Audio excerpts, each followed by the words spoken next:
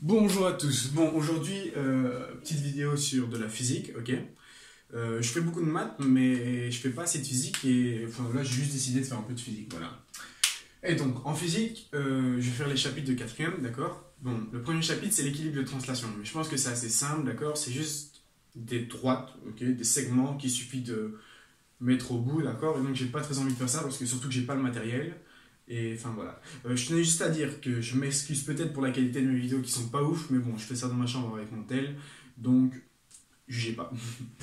Bon voilà. Aujourd'hui en physique, on va voir le moment de force. Alors, qu'est-ce que le moment de force? Ok. Un moment de force, comme on pourrait peut-être le deviner, ce n'est pas un moment, ce n'est pas une période, ce n'est pas un temps. D'accord. C'est assez voilà, perturbateur au début. En fait, moment, en grec, ça veut dire mouvement. D'accord. Donc, en gros, le moment de force, ça va être le mouvement d'une force. Donc, on va étudier le mouvement d'une force. Le mouvement d'une force autour d'un point. D'accord. Donc, un moment de force, d'accord, c'est caractérisé par trois choses.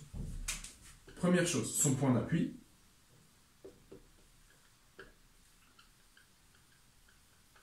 Ensuite, son bras de levier.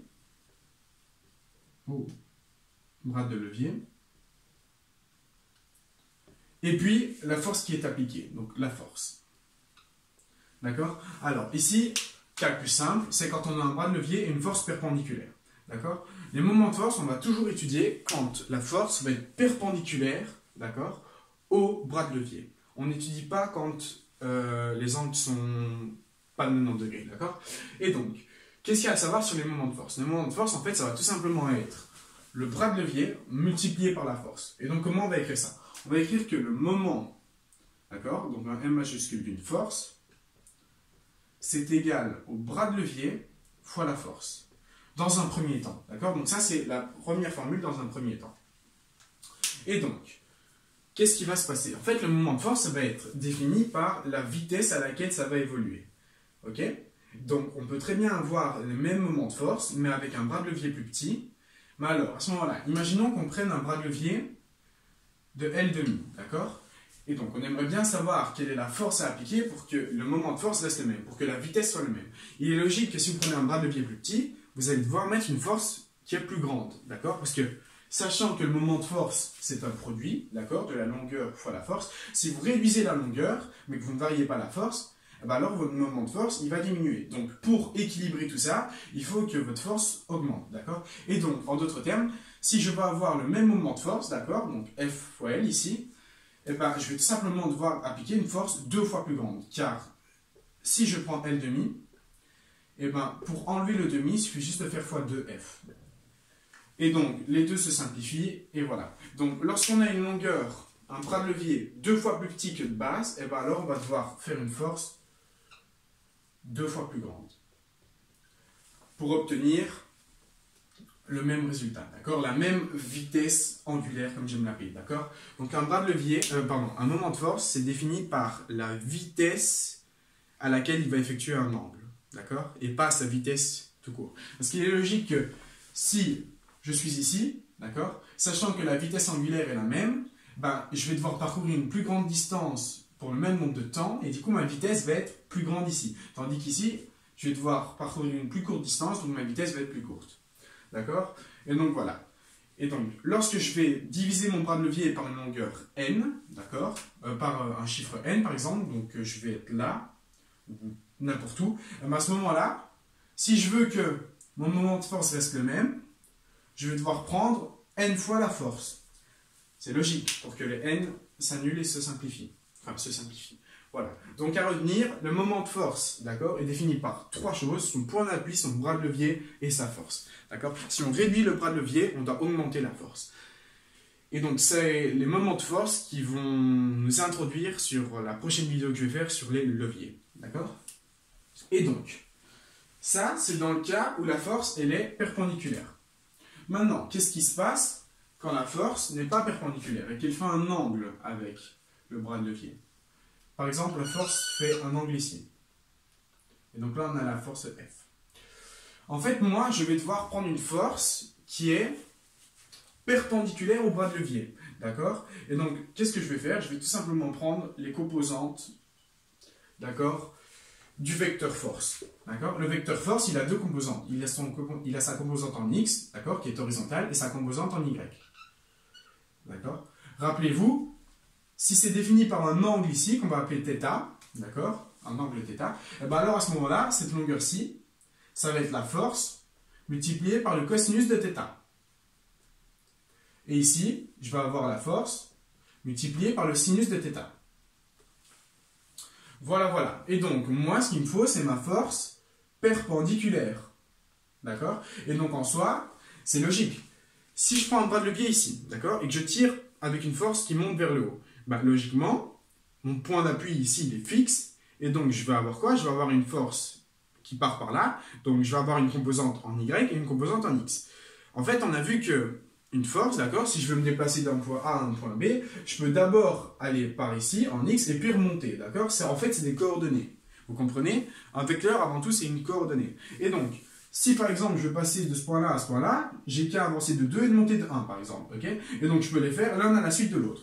Et donc, si ça marche comme ça avec la force, donc au lieu de tirer comme ceci, je peux d'abord tirer comme ça, et puis monter comme ça. Sauf que, si mon point est fixe ici, si je tire comme ceci, ben, techniquement, il ne se passe rien. D'accord? Parce que mon point est fixe. Alors, on dit que la force ici, la composante en X de la force, elle s'annule tout simplement. D'accord? Et donc, on ne la prend plus en compte.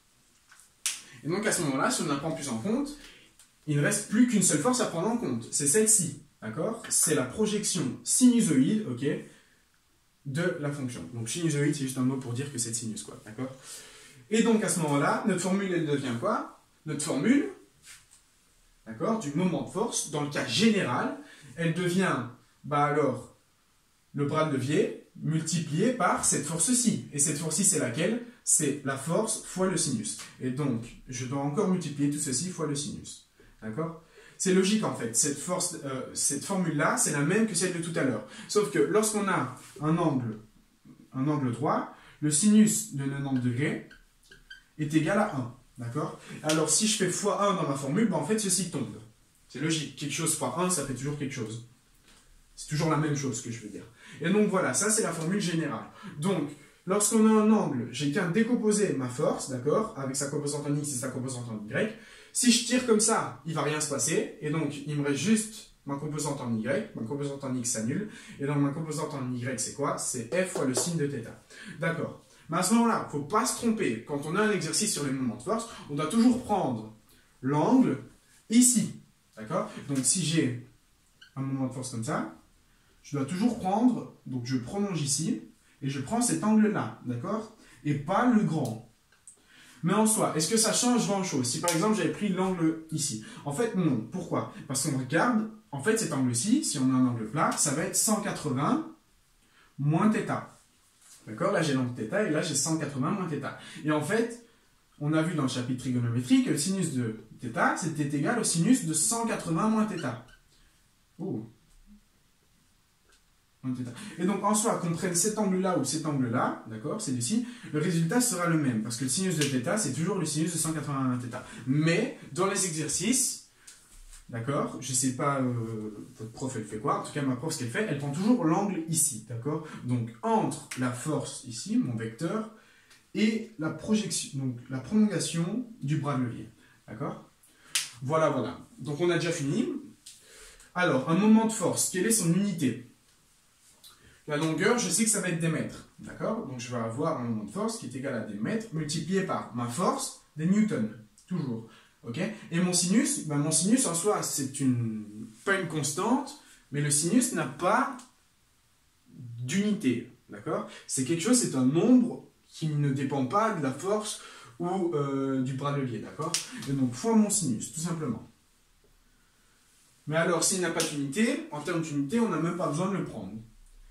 Et donc, l'unité d'un moment de force, ça va être des mètres fois des newtons. D'accord? Donc, l'unité d'un moment de force, c'est des mètres,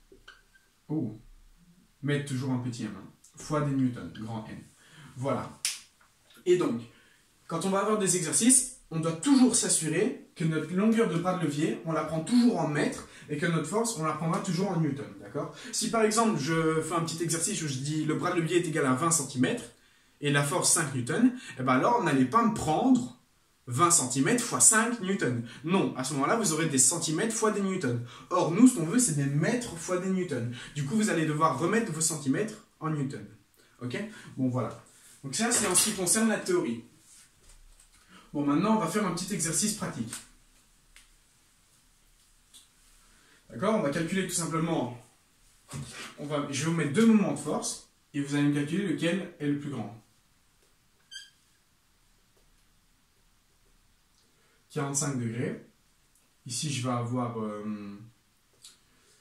6 newtons. Et là, je vais avoir 30 cm.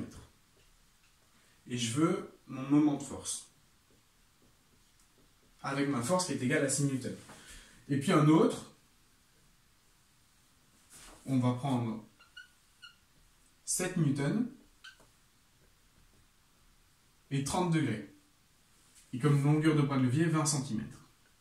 Et voilà, on va calculer les moments de force. Alors, les moments de force ici, ils vont être égaux à quoi? Ça va être égal à... Et donc, j'ai l'angle ici, 45 degrés. J'ai mon bras de levier et j'ai ma force. Mon bras de levier est toujours en mètres. Du coup, je dois convertir des centimètres en mètres. Du coup, j'écris L qui est égal à 30 cm, donc mon bras de levier, ce qui me fait 0,3 mètres. Après, j'ai ma force qui est égale à 6 newtons.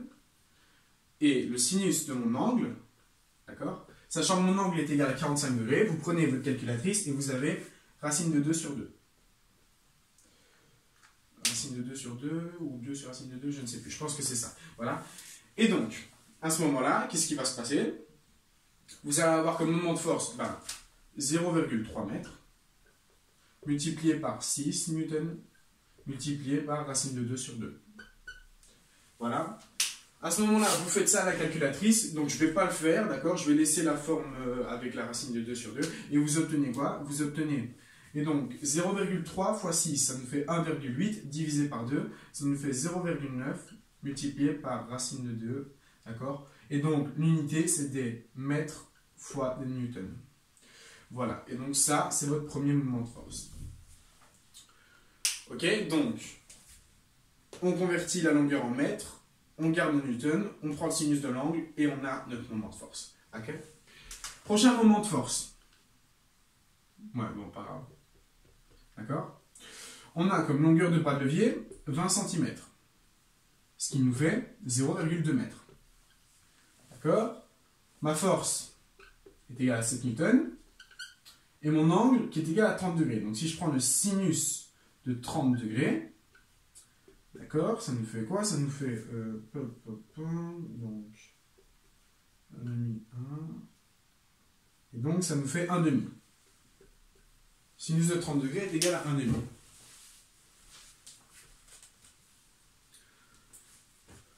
Alors, à ce moment-là, notre formule, elle devient quoi? Elle devient, et donc 0,2 mètres, multiplié par 7 newtons, multiplié par 1,5, d'accord, qui est égal à 2 sinus.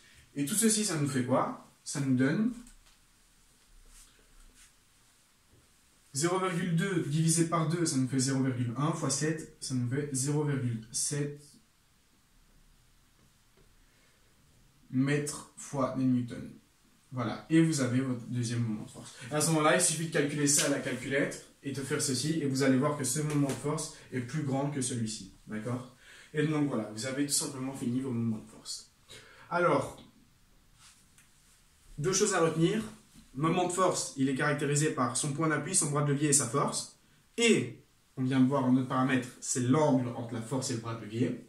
Voilà, donc 4 points, pardon. Et toujours ne pas oublier de reconvertir les centimètres en mètres. Ok?